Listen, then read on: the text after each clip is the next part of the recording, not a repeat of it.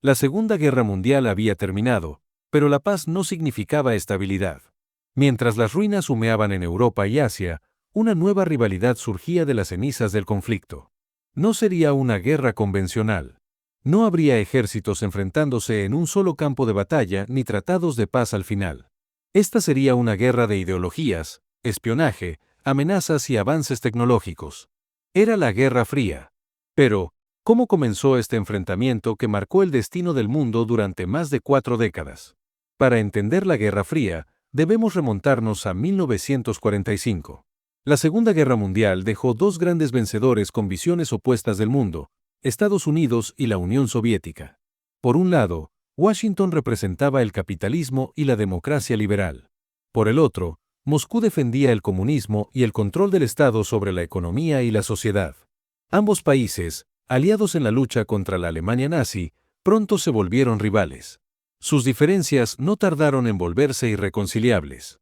En la Conferencia de Yalta, los líderes de las potencias aliadas, Franklin D. Roosevelt, Winston Churchill y Joseph Stalin, discutieron el futuro de Europa. Aunque acordaron dividir Alemania en zonas de ocupación, la desconfianza entre Occidente y la Unión Soviética se hizo evidente. Desde Stettin, en el Báltico, hasta Trieste, en el Adriático, ha caído sobre el continente una cortina de hierro. Con estas palabras, Winston Churchill, ex primer ministro británico, describía en 1946 la división de Europa. La cortina de hierro separaba al bloque capitalista del bloque comunista. Mientras en el oeste se reconstruían democracias con apoyo estadounidense, en el este, la Unión Soviética imponía regímenes comunistas bajo su control. La tensión aumentaba y pronto se convirtió en una competencia feroz.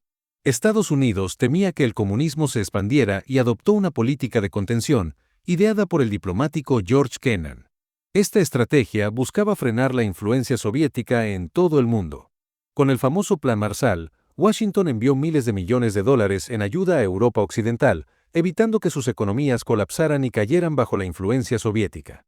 Moscú respondió con el Comecon, una alternativa comunista de cooperación económica. Los bandos estaban definidos.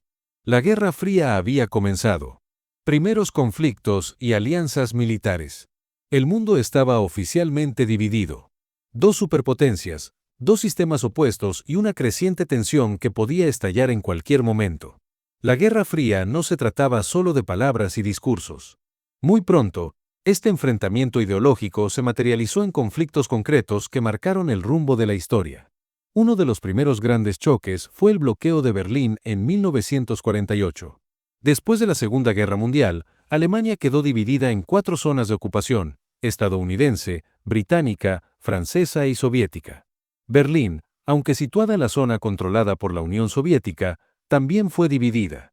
Pero en 1948, Stalin decidió cerrar todos los accesos terrestres a la parte occidental de la ciudad, intentando forzar a los aliados a ceder el control. Estados Unidos y sus aliados no se rindieron. En lugar de retroceder, organizaron un gigantesco puente aéreo, enviando suministros a Berlín Occidental. Durante casi un año, aviones cargados con comida, medicinas y carbón aterrizaban cada pocos minutos. En 1949, la URSS levantó el bloqueo. Los aviones han ganado la batalla. Berlín sigue libre. Este fue el primer gran enfrentamiento de la Guerra Fría. Y no sería el último. El siguiente gran conflicto fue la Guerra de Corea. En 1950, las tensiones entre el norte comunista y el sur capitalista escalaron hasta convertirse en una guerra abierta. Corea del Norte, apoyada por la Unión Soviética y China, invadió el sur. Estados Unidos y la ONU intervinieron, enviando tropas para defender a Corea del Sur. Lo que comenzó como una ofensiva comunista se convirtió en una guerra brutal con cientos de miles de muertos.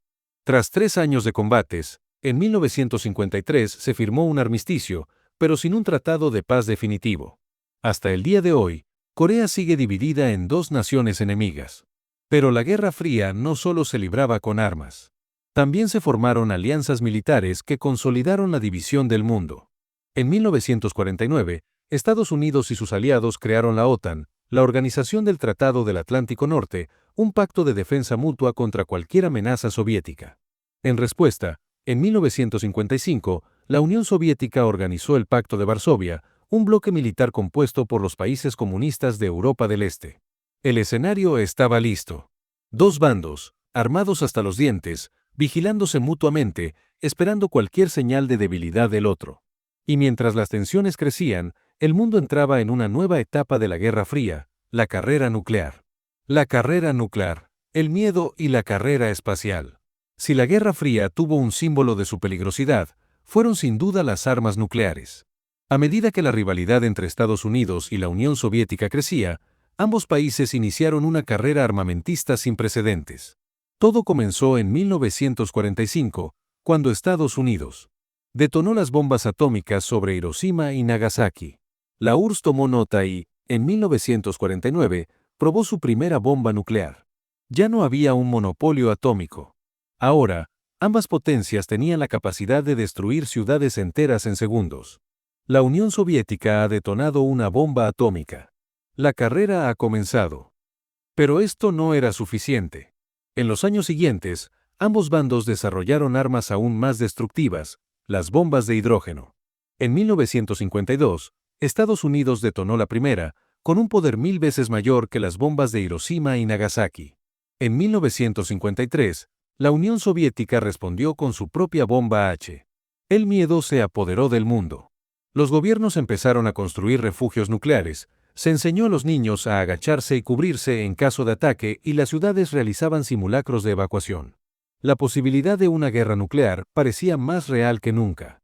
Pero entonces surgió una nueva estrategia, la destrucción mutua asegurada, también conocida como MAD, por sus siglas en inglés. La idea era simple y aterradora. Si un país lanzaba sus misiles, el otro respondería con la misma fuerza, asegurando la destrucción total de ambos. Esto convirtió a las bombas nucleares en armas de disuasión. Nadie se atrevía a usarlas porque sabían que significaría el fin de la humanidad. Pero eso no detuvo la carrera armamentista. A lo largo de los años 50 y 60, Estados Unidos y la URSS desarrollaron miles de misiles balísticos intercontinentales, capaces de alcanzar cualquier punto del planeta en minutos. Se establecieron bases militares con armas nucleares en diferentes partes del mundo, listas para un ataque inmediato. Pero la competencia no se limitó a las armas. También se trasladó a un escenario completamente nuevo, el espacio exterior. La carrera espacial, la nueva frontera de la Guerra Fría. La Unión Soviética ha lanzado el primer satélite artificial al espacio. El mundo observa con asombro. El 4 de octubre de 1957, el mundo entero quedó sorprendido cuando la Unión Soviética lanzó el Sputnik 1, el primer satélite artificial en órbita. Un pequeño objeto metálico que emitía señales de radio, pero que simbolizaba algo mucho más grande, la supremacía tecnológica soviética sobre Occidente. Estados Unidos quedó en shock. Si la URSS podía poner un satélite en órbita, ¿qué impedía que lanzaran misiles desde el espacio? Fue un golpe humillante para el orgullo estadounidense y el detonante para acelerar la carrera espacial. Un año después, en 1958, Estados Unidos fundó la NASA, con el objetivo de no solo alcanzar a la URSS, sino superarla. Entonces, la competencia se intensificó. En 1961, la Unión Soviética volvió a tomar la delantera con un logro histórico. Yuri Gagarin, un joven cosmonauta, se convirtió en el primer ser humano en viajar al espacio y orbitar la Tierra. La Tierra es azul. Es hermosa. Fue un triunfo soviético, pero Estados Unidos no tardó en responder. En 1962, el presidente John F. Kennedy lanzó un desafío claro. Estados Unidos no solo llegaría al espacio, sino que llevaría un hombre a la Luna antes del final de la década. Elegimos ir a la Luna, no porque sea fácil, sino porque es difícil. A partir de entonces, la NASA trabajó a toda máquina en el programa Apolo. Finalmente, el 20 de julio de 1969, el mundo fue testigo del mayor logro de la carrera espacial. El Apolo 11 aterrizó en la Luna, y Neil Armstrong dio el primer paso en otro mundo. Un pequeño paso para el hombre, un gran salto para la humanidad. Con este evento, Estados Unidos se declaró ganador de la carrera espacial. Sin embargo, la exploración del cosmos no terminó ahí. La competencia continuó con misiones a Marte, la creación de estaciones espaciales y la colaboración internacional en la exploración del universo. Pero mientras los ojos del mundo estaban en las estrellas, en la Tierra se libraban conflictos aún más peligrosos. La crisis de los misiles en Cuba, el mundo al borde del abismo. Octubre de 1962. El mundo contuvo la respiración. Durante 13 días, La humanidad estuvo al borde de una guerra nuclear. Estados Unidos y la Unión Soviética se enfrentaron en la crisis más peligrosa de la Guerra Fría, la crisis de los misiles en Cuba. Todo comenzó cuando aviones espía estadounidenses descubrieron bases de misiles soviéticos en la isla de Cuba. Misiles capaces de alcanzar Washington en cuestión de minutos. La noticia desató el pánico. Un ataque con misiles desde Cuba será considerado un ataque de la Unión Soviética contra los Estados Unidos y requerirá una respuesta total. El presidente John F. Kennedy enfrentaba un dilema: si atacaba Cuba, provocaría una respuesta soviética. Si no hacía nada, Estados Unidos quedaba vulnerable. Optó por un término medio, un bloqueo naval para impedir que más misiles llegaran a la isla. Los barcos estadounidenses rodearon Cuba. Los submarinos soviéticos avanzaban. Cualquier error podía desencadenar una guerra. Durante días, el mundo esperó. La situación sigue tensa. Moscú y Washington negocian contrarreloj para evitar el desastre. Finalmente, el líder soviético Nikita Khrushchev cedió. La URSS retiró los misiles de Cuba a cambio de que Estados Unidos prometiera no invadir la isla y retirara sus misiles de Turquía. El mundo había sobrevivido, pero la crisis demostró lo cerca que estaba la humanidad de su propia destrucción. A partir de entonces, Estados Unidos y la URSS establecieron la línea directa Washington-Moscú, un teléfono rojo para evitar malentendidos fatales. Pero la Guerra Fría estaba lejos de terminar. Mientras tanto, en Asia y América Latina, nuevos conflictos surgirían como parte de esta lucha global. La Guerra de Vietnam y las sombras de la Guerra Fría. Si la Guerra Fría tuvo un conflicto que definió la década de los 60 y 70, fue sin duda la Guerra de Vietnam. Más que un enfrentamiento militar, fue una batalla de ideologías y un recordatorio de que esta guerra no se libraba solo en discursos o amenazas, sino en el campo de batalla, con sangre y fuego. El presidente Lyndon B. Johnson ha ordenado el envío de más tropas a Vietnam. La guerra se intensifica. Pero, ¿cómo comenzó todo? Después de la Segunda Guerra Mundial, Vietnam, una excolonia francesa, se dividió en dos: el norte comunista, liderado por Ho Chi Minh y apoyado por la Unión Soviética y China, y el sur, respaldado por Estados Unidos. Temiendo que el comunismo se expandiera por toda Asia, Estados Unidos decidió intervenir. Primero con asesores militares, luego con bombardeos y, finalmente, con el envío de cientos de miles de soldados. La guerra fue brutal. La selva vietnamita se convirtió en un infierno. Guerrilleros del Viet Cong, expertos en emboscadas y túneles subterráneos, pusieron en jaque a las tropas estadounidenses. Mientras tanto, en casa, la opinión pública se volcó contra la guerra. Protestas, marchas y movimientos pacifistas crecieron. No más guerra. No más Vietnam. En 1973, tras años de desgaste y más de 50.000 soldados estadounidenses muertos, Estados Unidos se retiró. En 1975, Vietnam del Norte conquistó el sur, unificando el país bajo el comunismo. Saigón ha caído. La guerra ha terminado. Vietnam fue una derrota simbólica para Estados Unidos. Demostró que, a pesar de su poder militar, no podía ganar todas las batallas de la Guerra Fría. Pero la lucha entre Washington y Moscú no se limitaba a guerras directas. También se libraba en las sombras, con la CIA y la KGB ejecutando golpes de Estado, espionaje y desestabilización en todo el mundo. En América Latina, Asia y África, ambos bandos apoyaron dictaduras, guerrillas y revoluciones según su conveniencia. Desde el golpe de Estado en Chile en 1973 hasta la revolución sandinista en Nicaragua, la Guerra Fría se infiltró en todos los rincones del planeta. Pero mientras las operaciones encubiertas continuaban, algo inesperado sucedió. La Guerra Fría tomó un nuevo giro con la llegada de un hombre que cambiaría las reglas del juego. La caída del muro y el fin de la Guerra Fría. Después de décadas de tensión, guerras indirectas y la constante amenaza nuclear, la Guerra Fría comenzaba a mostrar señales de agotamiento. La Unión Soviética, que en algún momento parecía imparable, enfrentaba problemas internos que amenazaban con colapsarla desde dentro. La economía soviética está en crisis. Escasez de alimentos, protestas y llamados a la reforma se multiplican. En 1985, un nuevo líder llegó al poder en la URSS, Mikhail Gorbachov. A diferencia de sus predecesores, Gorbachov entendía que el sistema comunista necesitaba reformas urgentes. Por eso impulsó dos políticas clave, la perestroika y la glasnost. La perestroika buscaba reformar la economía, permitiendo cierta apertura al capitalismo. La glasnost, en cambio, promovía la transparencia y la libertad de expresión. Por primera vez en décadas, los ciudadanos soviéticos podían criticar al gobierno sin temor a represalias. Pero estas reformas, en lugar de fortalecer la URSS, aceleraron su descomposición. Las repúblicas soviéticas empezaron a exigir independencia, y en Europa del Este, los países comunistas, que dependían de Moscú, comenzaron a derrumbarse uno por uno.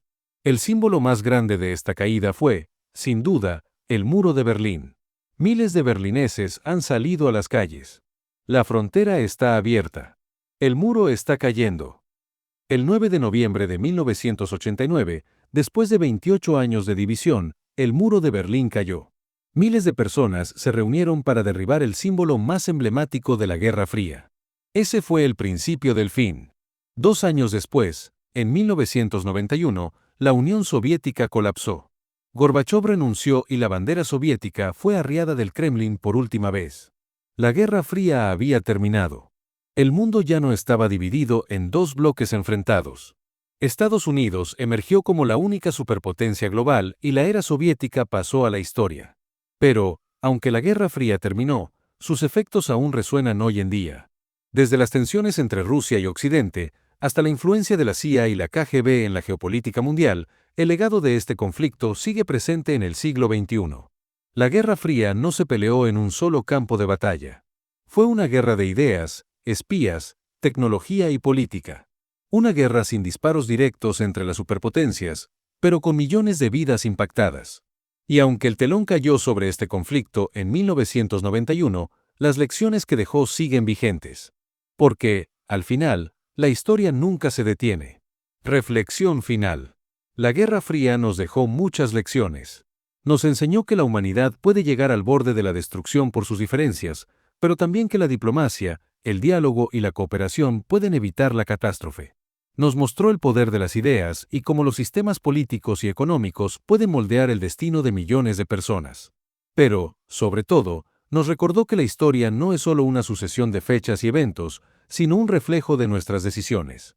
Hoy, el mundo sigue enfrentando conflictos, tensiones y crisis. Y aunque la Guerra Fría terminó, nuevas rivalidades han surgido. El verdadero desafío es aprender de la historia para no repetir los errores del pasado. Ahora te pregunto a ti, ¿cómo podemos construir un mundo donde las ideologías no nos dividan, sino que nos ayuden a crecer? ¿Cómo podemos usar el conocimiento del pasado para tomar mejores decisiones en el presente? Si este video te hizo reflexionar, compártelo. La historia no solo pertenece a los libros, pertenece a quienes la estudian, la comprenden y la usan para cambiar el futuro. Porque el futuro, al igual que la historia, está en nuestras manos.